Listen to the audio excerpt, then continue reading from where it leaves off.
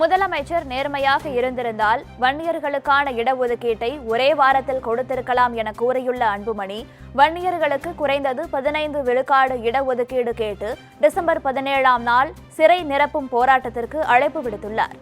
நம்முடைய சமூக நீதி பிரச்சனை என் தம்பிகளுக்கும் என் தங்கைகளுக்கும் படிப்பு வேலை பத்திரம் கிடையாது. 15% குறைஞ்சது 15%.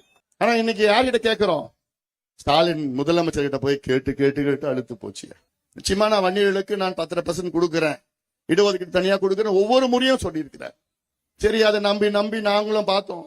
3 வருஷமா நான் கொடுக்கிறேன்னு சொன்ன முதலமைச்சர் 4வது ஆண்டுல என்னால முடியாது, மத்திய அரசு கணக்கெடுப்பு நடத்தினாதான் என்னால முடியும்னு ஒரு பொய்யை முதலமைச்சர் மீண்டும் மீண்டும் சொல்லிட்டு இருக்கிறார்.